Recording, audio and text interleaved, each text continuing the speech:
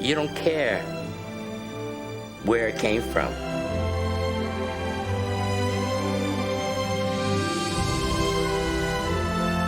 I wasn't lost, I was just misplaced.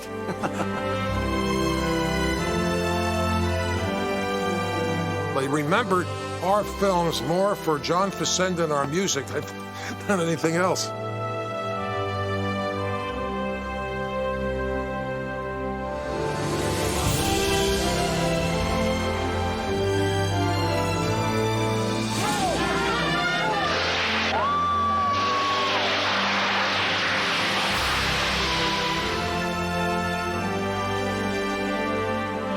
Third-year man Milt Plum pitches a peach of a pass to Preston Carpenter.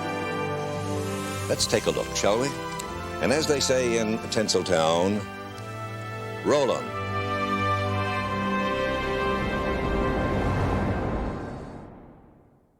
When my father founded NFL Films in 1962, it would have been difficult to record music at our location in Philadelphia. The place was so small, we didn't have a space to hold 3 guys playing kazoos. Now, I'm in Music Scoring Studio A at our new production facility in Mount Laurel, New Jersey. Although we've moved into the future, I can't help but look back to the early days when we didn't have a studio like this. We didn't even have a style then. How NFL Films developed a unique, identifiable signature style is what this show is all about. Now, this isn't going to be one of those self-congratulatory affairs where we pat ourselves in the back. During the first years of our history, we were more deserving of a slap in the face. Before 1962, no one really made movies about pro football, so our influences were newsreels and those TV highlight shows that used to air on Saturday afternoons, scheduled somewhere between professional wrestling and roller derby. The company that churned out most of these weekly NFL highlights was Philadelphia-based Tel-Ra Productions, and Tel-Ra epitomized the old style of football movies. The old model was completely linear editing. Let's call it John Philip Sousa music, and predictable, awful scripts. But don't count the Steelers out in this ding-dong dilly. Lynn Shadnoy takes a screen pass from Finks and hot puts it 51 yards down the sideline before going out of bounds on the New York 17. The Colts start dishing up trouble in the second quarter. Lenny Moore gets the ball, and Lightning Len lights out like a frightened fox in a forest fire. The Reading Rocket roars non-stop to a 41-yard touchdown, and Baltimore is on top 7-0. In the third period, the Redskins are hunting more scalps. Little Chief LeBaron calls for a pass in the powwow, and when the fun's done, Walton is on the Packer 48. By 1965, we were producing highlight films for every team in the NFL. And our improvements upon the Tel-Ra model were largely visual. We shot games in color, used more slow motion, and we filmed the action and the bench shots from the ground level. But when it came to the writing, we just couldn't shake the Tel-Ra influence. Third-year man Milt Plum pitches a peach of a pass to Preston Carpenter on the Pittsburgh 20. Milt Plum pegs a peach of a pass to Terry Barr as the Lions threaten. Milt Plum pegs a peach of a pass to Terry Barr for a first down on the Bear 4.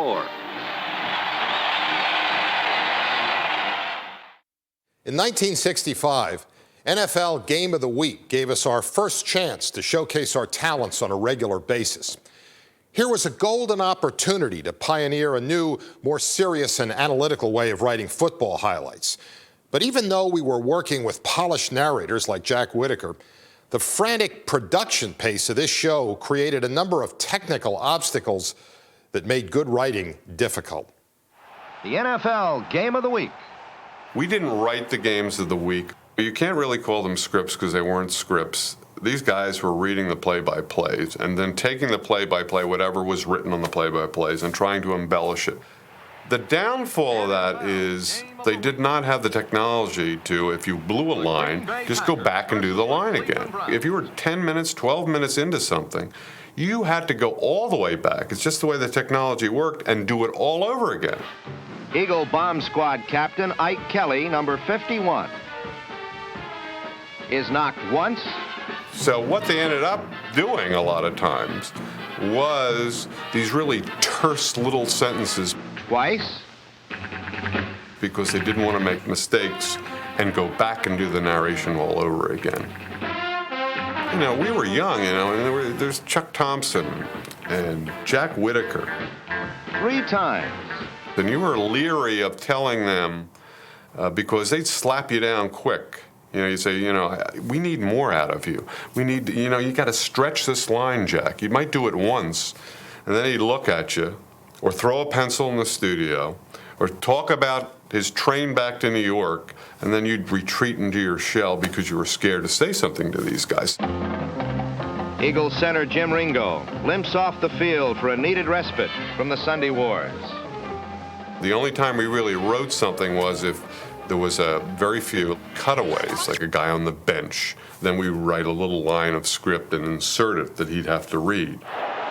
For guard Leon Donahue, it means needed rest from the Sunday wars. And the warriors and the generals. We thought this was pretty clever and pretty good, but it was kind of feeble attempts at any kind of writing. Feeble attempts at writing were especially apparent in anything involving the Redskins and Cowboys.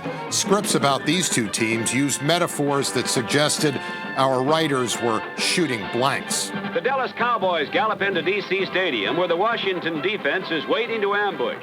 The Cowboys mount up as Jim Steiger gallops out of the end zone and stampedes through the Washington wigwam. That man Brown is back on the scene, romping through the Redskin reservation for 36 yards. The Redskins apply their war paint, and Jurgensen drums up heap big trouble for the Giants. And you had tom-toms, and you had sagebrush, and you had tumbleweeds. You did all that stuff, and you thought it was pretty clever. Now some random Packer plays. Pitts pounds past the Browns. Max makes tracks for the goal line. This time, Dowler is the prowler, and Jarring Jim goes hiking through the Vikings, but Green Bay's star shines brighter by far as he orbits a 30-yard aerial to Dowler in first period activity. We had no sound to speak of at all and no interviews. So if you're doing a 30-minute film, you had to write wall-to-wall script. You had very few interesting close-ups that you could write to. So we just were kind of fanciful in our writing. Ollie makes Eagle fans jolly as he creases through the Brown line and steps off 29 yards. Here he is, galloping Gale, carrying the mail. Marsh is harsh on the Redskin defenders as he circles to the Washington 3. Good blocks by Wataska and Cadile, and the Colt line crumbles. Logan tumbles. And Bull rumbles 50 yards for Chicago's longest running play of 1964. When I hear those lines, I don't particularly like to hear them anymore, and say, well, who wrote that line? Well, you either say, well, Steve did it, someone else did it. You don't want to admit it because they were so bad. We'd occasionally try to camouflage bad writing by using sound effects. Of a greased pig race, the elusive ball pops into and out of one bosom after another.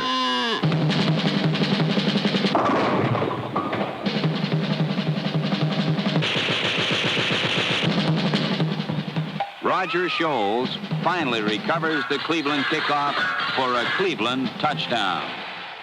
We wanted the scripts of our game recaps to be entertaining, but also analytical and authoritative. We attempted to combine the verbal with the visual by putting circles and arrows on certain plays to provide an inside look at what made the game tick. But these optical effects weren't always quite as insightful as we had hoped. Gale Sayers got laid out, and I had this brilliant idea. As he was prone on the field, it was a wide enough shot. Instead of just putting an arrow or a circle or just leaving the shot alone like I should have, I thought, wouldn't it be great to put a coffin around him? So we had a coffin drawn, and it was a pretty good-looking coffin, by the way. And then I think Steve's dad saw it and just went ballistic. I mean, how could you put a coffin around a man? And I felt very cowed and stupid at the time. And then we had to take the coffin off. We put a circle on it. When Sayers is laid to rest by a teammate's lethal block. But still, that didn't do any good either. That was kind of ridiculous, even putting a circle. But a coffin were one of those. That was one of the things I did that I really want to forget. And I hate when anyone brings it up. In our 1965 highlight films, our writers not only had to come up with the right words to describe the season, they also had to script the United Airlines commercials that were shoehorned into the storyline of each film. Jim Brown leads the group toward the airplane. Coach Blanton Collier is next in line to board the United Airlines jet mainliner. I remember we had to edit the United Airlines commercials in, and we did write them.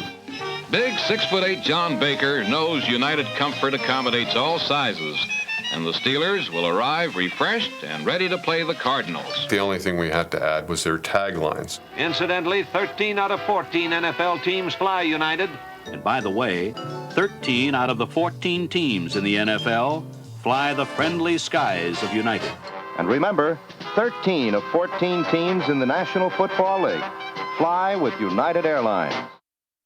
They Call It Pro Football was a landmark production for us. It starts with a whistle and ends with a gun. 60 minutes of close-in action from kickoff. It was the first film that contained the essential elements of our identifiable style. The men who play it are the best there are. Disciplined professionals who perform on a stage 100 yards long. The script for They Call It Pro Football was terse and impressionistic. It emphasized the drama of the game. We stopped linear editing, relying instead on quick tempo montages, and we used bits and pieces of shots rather than entire plays. The editor on this film was a freelancer named Yoshi Kishi, and he revolutionized the way we thought about film structure and how to organize shots. But what makes Yoshi's lasting influence so incredible is that he didn't know anything about football. And when we hired him, he knew even less about NFL films. Before Ed Sabo called me up about this project, I had never seen any NFL films, had never seen a football game. My understanding of what NFL films were doing or what they had done was zero. But Ed called me up one day and said he'd like me to work on a project. And I said, sure, because my attitude in life has always been, if I haven't done it, try it. And I went down to Philadelphia to begin work on They Call It Pro Football. When I first heard about Yoshi Kishi, he was like an editing god. And, you know, it was an experiment to bring someone in who knew very little about football, to edit football. If the subject matter was complex, it was like brain surgery or human anatomy, then more knowledge might have affected the handling of the material. But in a case like this, obviously it's a game, and it's not very complicated. You move 10 yards at a time until somebody stops you. And the goal is to get the ball across the line and make a touchdown. And this takes place in a certain amount of time, which is limited. It's one play after another, and they're basically the same. And you don't have to have much intellection to understand it. This is the prologue, and you see how I tried to capture the essence of what a game is. Very simple. The ticking of the clock to show that time is a factor. The various yard line markers to show that you have to go 100 yards for a touchdown. And then the rest is automatic about what is exciting about a game if you're not a sports buff. The idea on a general level, on a common level, is to create a metaphor out of the images. Now, you have here a guy who on one level is taking off. He's becoming a bird. Therefore, it's common sense, the idea, the concept, the synecdoche, if you want to put it that way, is Birdman. Naturally, you had birds, and things that fly, you have balloons, and therefore, they're all linked together. And what happens is also that you have the cowgirls. Those cowgirls are connected because they're flashing and they're birds. I mean, in British parlance, they're really literally birds. And the way they're flapping their torsos, they're like the flapping of the birds. When the man takes off in the jet, I cut to a woman screaming. Now, that was to show the humor of the event. You can draw whatever impression you want of it. I may have seen that as a kind of, the woman is having an orgasm, and the man taking off is like a kind of impregnation. And so the cut follows. So here's the first part, second part, third part.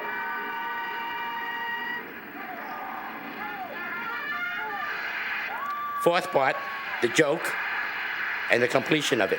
And I wasn't concerned about real time and space. I was not interested in recording, but trying to excite people into seeing a football game. Throughout the 10 weeks that Yoshi spent editing They Call It Pro Football, I was always there to help him with the fundamentals of football. Since he didn't know the game very well, I had to explain the difference between a linebacker and a defensive back, to point out that Ken Willard was a fullback, not a wide receiver. But while I was teaching Yoshi about football, I was getting an education about editing. So we learned from each other during those many long discussions in the editing room. I was introduced to Steve Sabol, and as far as I recall, we never had any discussion at all about anything. Ed Sabol, I thought when I met him, he was a fine person, and I don't recall ever seeing him or even speaking to him again till that last day when I said, "Oh, hello, Ed, here's the film." Went out expecting to see Ed and Steve and maybe one or two other production people. But I found out the whole entire staff of NFL Films had turned out to watch it around this tiny Steenbeck. And I was even surprised, not by the number of people, but also that somebody I had never met, Ed's daughter Blair, was there. And I was completely taken aback, because when you have a screening of a film, you don't invite relatives in, no matter how close. As a person, he was probably the most arrogant guy I had ever met. I mean, that was very off-putting, because he was like the little mini-me god, you know. He strutted around, and we were a bunch of bumpkins, and we knew nothing. We were idiots, you know. I just think, he was a very talented prima donna. Most of the people you find in film production are either fools or knaves or simply people who don't know what they're doing. Having seen this for over, 35 years, it comes as a surprise that it stands up so well. I cut the film so that it would be one piece. The version I saw last week had the commercial breaks in it. This is commercial. And those breaks, it's like coitus interruptus or foreplay interruptus or something. It breaks up the rhythm of the entire film, so you don't really get the effect of it. Everybody learned from him. He showed little tricks about editing that we never knew. Maybe we would have never known, because we were just shooting football. I think Yoshio opened up our eyes about possibilities. I think he made us see things that we might have never seen before. And once we saw what he could do, I think then it became a landmark about how we edited. We took chances. The hands of combat. The hands of pros. Until recently, we had completely lost touch with Yoshi Kishi, and he had definitely lost touch with NFL Films. I haven't consciously looked for NFL Films because I don't know where it is on the schedule anyway, and I had no great interest. But in the past week, by happenstance, whereas normally if I saw something on football, I would just flick the channel to something else, I saw something like the best bloopers or the best humorous something, which was on a couple of days ago, and I only watched it because of this shooting today. What I saw of it, I thought, forgive me, Steve, but I thought it was dreadful. The fringe of no man's land is patrolled by the linebackers. The search and destroy men of the defense. They Call It Pro Football marked John Facenda's NFL Films debut. Number 50, search and destroy. Number 58, search and destroy. John's authoritative voice was a refreshing change from the way sports documentaries of the time were narrated. And the response to John's narration was overwhelmingly positive, although there was one dissenting opinion. someone else could have done just as well. He would not have been my first choice. For the audience crowding the stands, the drama begins with a slap of leather in the song of Men in Motion. He comes across very strong and punchy, which is okay considering that the reputation that sports film has of being hyperbole. This one simple fact tipped the balance of the game in the Cowboys' favor. John may have made a game seem more important than it was because he read lines with a dramatic directness. Before John, our films were narrated by play-by-play announcers like Chris Schenkel and Chuck Thompson. Having tried 2 power plays, Tittle sets up the Bears. He hopes for this. But Phil King and the Ball get a quick divorce. Sports announcer voices were always good for covering games live. They weren't particularly good at reading scripts. And Bucky's still a rather precocious and exuberant young man. John could make anything seem good. This is the face of the tiger. The other thing that happened was we wrote less script. And this, the action of the tiger. And the less script meant that the lines stood out more. And of course, John's voice stood out the most. Something somber in the skies. Something somber in the eyes of the men. Before John Facenda became the legendary voice of NFL films, he was the most-watched news broadcaster in Philadelphia. John's nightly newscast was such a fixture that in 1957, it was used as a central plot point in a feature film called The Burglar. Needless to say, the film's publicity was built around the way Jayne Mansfield was built, not the way John read the news. I discovered him in a saloon. And the reason I knew who he was because he was a newscaster. And every time I went in there, this man, John Facenda, was there. And he loved to talk football. I couldn't believe it. It's all he talked about. Football, football, football. He loved football. So he said, John, you know, I like your voice. How would you like to narrate one of our films? He said, oh, I'll do it for nothing. Just let me try it. Bob, I don't know about you. I'm disappointed with the first half. I thought he was did really not gonna have be a real tight what you call the theatrical temperament or the screaming or the carrying on. Facenda was such a nice man while he was doing the narration. And as they say in Tinseltown, roll 'em. The autumn wind is a pirate, blustering in from sea. With a rollicking song, he sweeps along, swaggering boisterously. While John Facenda's way with words made our audiences think, Sam Spence's music made them feel. If you look at this play, what we're trying to get is a seal here and a seal here and try to run this play in the alley. Jim Taylor, number 31, is a fullback. And this They is call the it pro way. football, demonstrated that Sam Spence's thunderous percussion and snarling brass often said more than a line of script could express. It was obvious that Sam's compositions represented a radical departure from the football music of the time. It would be nice to say that we immediately realized the dramatic potential of music. But our 1963 championship film demonstrates that we were kind of clueless. Here was Chicago's George Halas, a towering figure in NFL history, winning his first championship since 1946. Well, listen to the music we thought would be the perfect accompaniment to this inspiring moment in NFL history.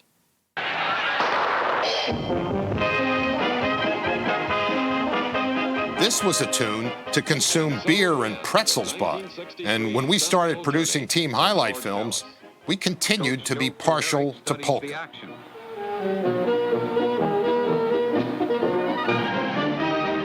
It took us a while, but it began to dawn on us that polkas and college marches were outmoded and inappropriate for the sport we were covering. And we decided that we had to make a big push on music. And I always wanted a big band. I didn't want any plinky plink plinks, 3 or 4 piece orchestra. I wanted lots of brass and drums. Brass and drums. That to me was sports. We found a fella who was doing music for some television shows. He was teaching music at the University of Southern California. His name was Sam Spence. And he was getting ready to go to Germany because they gave him a good deal over there to do background music for television shows. Once my dad had found out that musicians and recording sessions were less expensive in Germany than they were here in the States, and once we heard the first pieces that Sam composed for us, we knew the days of polkas and John Philip Sousa type marches were over. Sam became our house composer and a vital element in our growth as filmmakers. Sam and his wife Friedel live in Munich, Germany. That's where he's done all of his composing and conducting for NFL films, and that's where he created a sound that was totally new to sports films. Sam's music wasn't newsreel music. It was film score music, and it was dramatic, and it was emotional, and it wasn't boilerplate background. It wasn't wallpaper. It was there to invest the emotion in the images you were seeing. Scoring is just a matter of blood, sweat, and tears, you know. Writing music is like writing a letter. A lot of people ask me, how in the world do you write music? And I tell them, when you write a letter, how do you write a letter? You get an idea in your head and you get an image of what you want to say, and then you write it down. Well, I hear these things and see the image of football and write the music accordingly. Piccolo, I like a good piccolo. The most important thing in music, I believe, is melody. And a melody has to stick in the ear, you know. They have a wonderful word in German called Ohrwurm, you know. A piece of music has to be like an earworm that digs into your ear and doesn't give you any peace.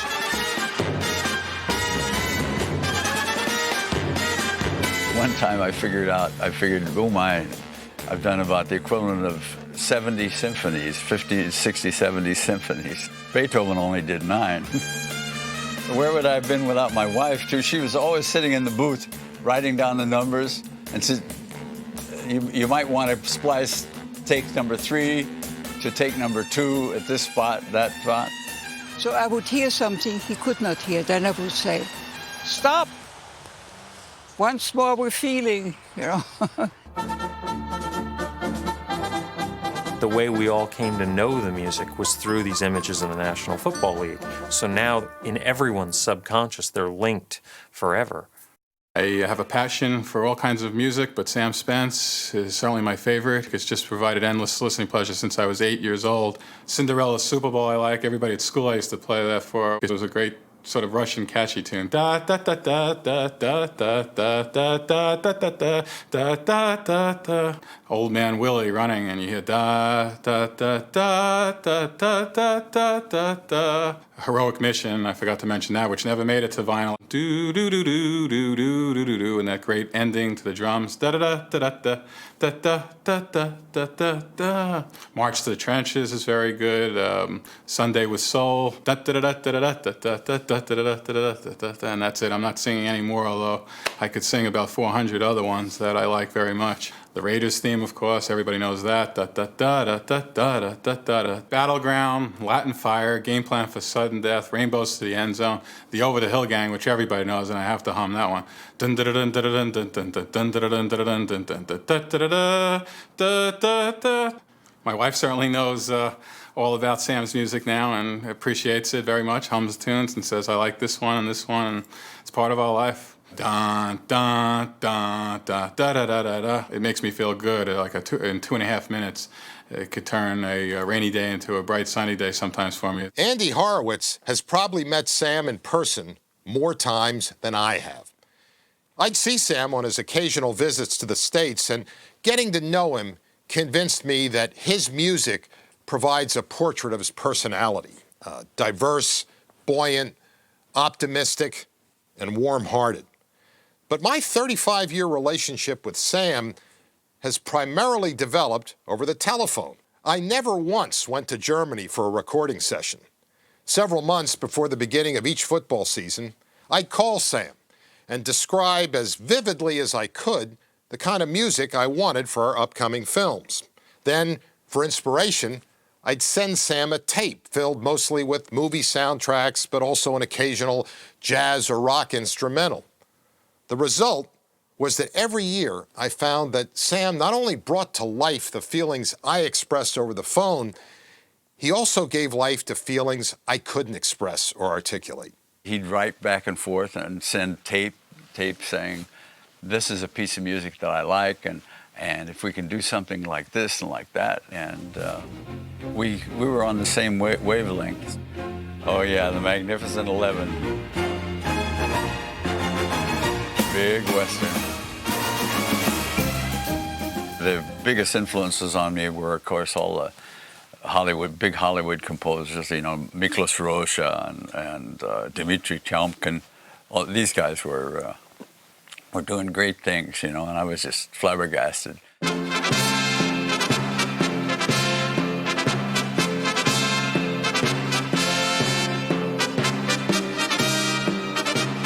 I don't particularly care for the rock and roll type of stuff or the hippie stuff. I still like the big sound, solid music. Like Steve often says, the Victory at Sea type of music. The palms of your hands will thicken, the skin of your cheek will tan. You'll grow ragged and weary and wet, but you must do the best you can. The music made a big impression on a lot of the people. They remembered our films more for John Facenda and our music than anything else. Ed Sable is a tremendous guy. He had a way of dealing with people that made you feel you're part of his family, you know? And he'd talk over any of his problems with you. And one time he said, Sam, he says, I'm worried.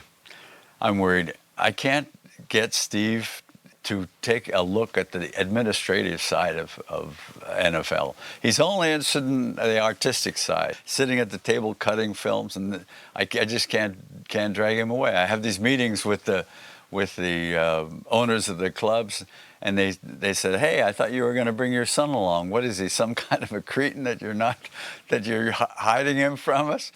And I said, Ed, the administrative side of things will come. As long as Steve is interested in the artistic side. Winds whisper of high hopes. Sam had astonishing range. From brassy big band tunes to familiar folk melodies to broad, sweeping symphonic pieces. The rhythms of his music emphasize the rhythms inherent in pro football. To me, the exciting thing about music is being able to work in many directions, and that's why the NFL music has been always my favorite occupation. When we went to Germany to interview Sam for Lost Treasures, we decided it would be a great idea if Sam composed some new music just for this show. So Sam and I started working together, just like we did in the old days, over the telephone. Hello? Sam Spence. Hey. You recognize this voice? Hey, Steve. Good to hear from you. You got your baton ready? Oh, that'll be great. That'll be terrific. This is like NASA sending John Glenn back into space. Oh, boy. We're looking, I think, at basically 5 different pieces. But I'm going to start out, we want to start out with a first piece. And I wanted to call it, a working title would be Game Day. Game Day. Hey, maybe we should call it Game Day. And we need a sound that conveys that sort of breath-stealing intensity, that throbbing heartbeat that you experience in a locker room before the game. The players are sitting on their stools, they're concentrating. Some guys are reading the Bible, some guys are asleep, some guys are just staring at the ceiling. But we need a sort of throbbing sound that builds the tension. Then we're going to follow them out on the tunnel. Of course, to me, this is a fastball right down the middle of the plate for you. I'm going to have an 8-foot diameter Gran Casa bass drum for you. It's something you can feel in your chest, you know. You not only hear it in your ears, you feel it in your chest. The second piece, we start out super slow motion. We're in the line. You see that this is a laborious, earthbound. It's almost, I sense here, like a lumbering waltz. And this is the waltz of the Goliaths for the first part. And you see our photography, the snot spraying, the sweat flying, the butt cheeks rippling, all in clods of dirt, the slow motion. I can hear it already. I can hear it already. We go with this for about 35 seconds. And then after that, we come out of this sort of chaos with this emerging sound of what I would call a clear strategy. This is where one team suddenly begins to make the game its own. That's a feeling that when that begins to happen, that should raise the hair on the back of every football fan, because they'll know exactly what that means. And in the tape that I sent you, the one thing that I don't want, and you'll hear, are these kazoos. For some reason, they ruined this march with these stupid kazoos, but I'm sure as soon as you hear them, you'll know that they won't work for us. We want real instruments. Very good.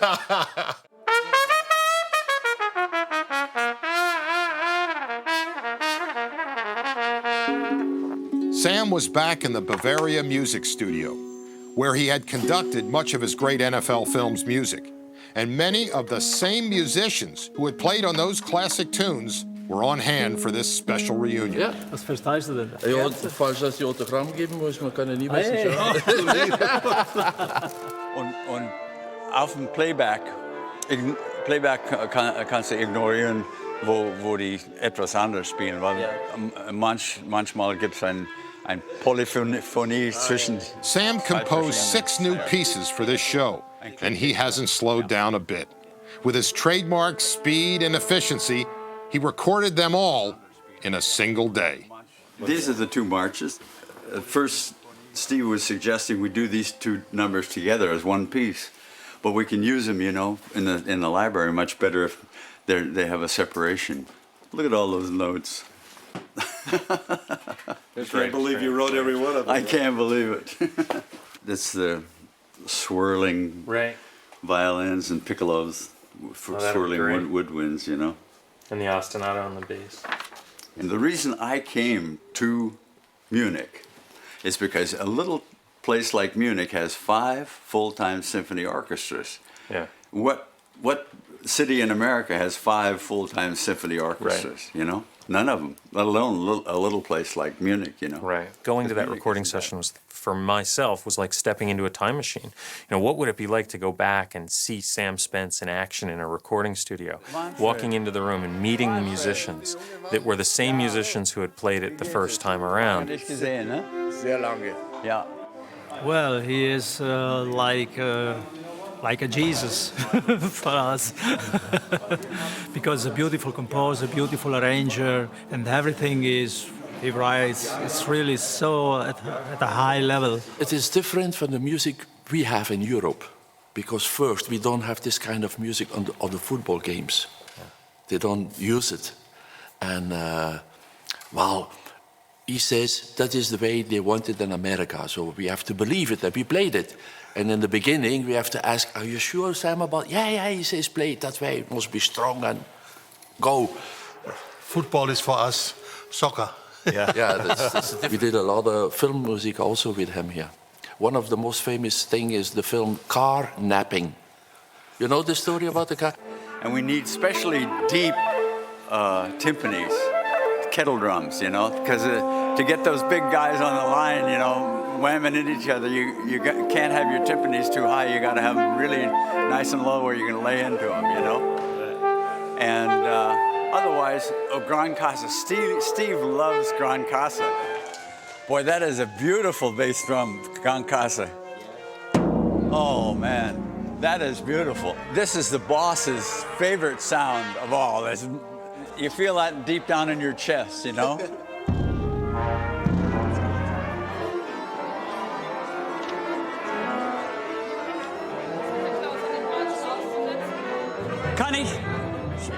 Kann ich Blech haben?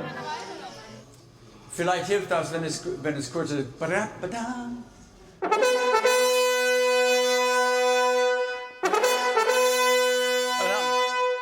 Nicht legato. Waltz of the Goliath. Dreiviertel Waltz.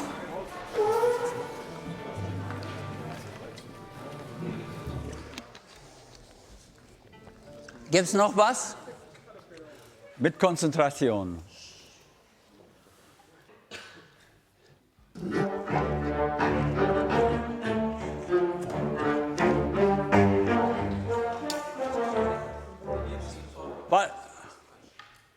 Was war los? Na, zu früh eingestiegen. Maybe there's a mistake in the note. Yeah. Can we play everybody but percussion a little slower from bar 60? From bar 60 without playback.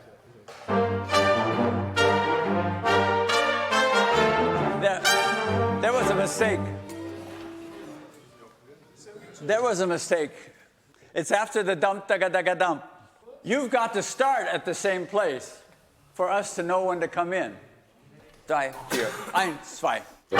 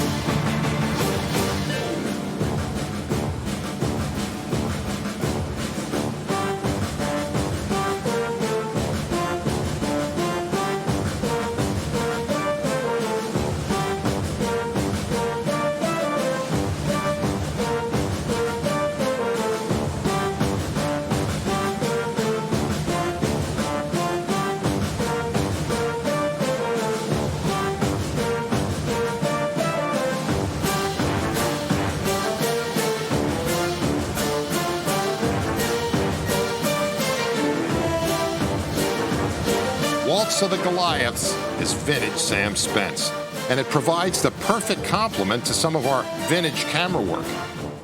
40 years ago, pro football was a different game, but the passion, the conscience, and the soul of the sport remain the same. In his music, Sam has always been able to capture and distill that essence of the game, and that's why his music is timeless, and that's why it's still relevant. 1, 2, 3, 4.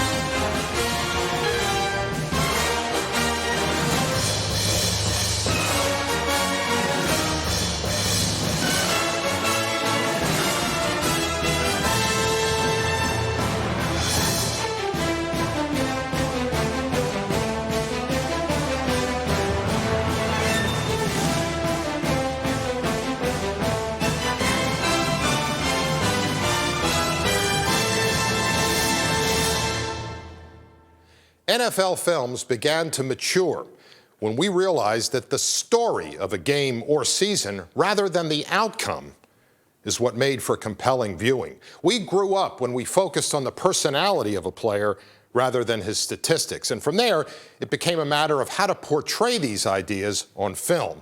And that's when we developed our own unique style.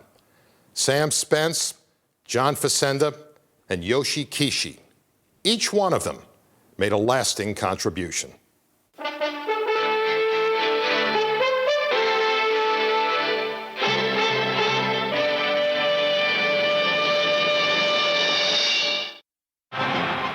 On this play, Thomas shows his versatility by shooting down the sidelines on the Eagles. And then shooting up and down. Up and down. Up and down.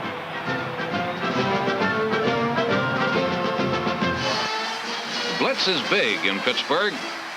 Eager John Campbell convinces Sonny Jurgensen to do the monster mash.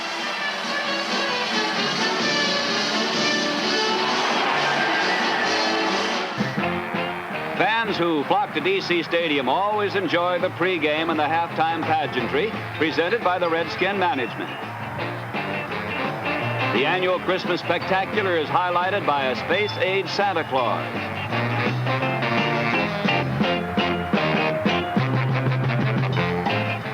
The Redskinettes cavort as curvaceous Go-Go Girls.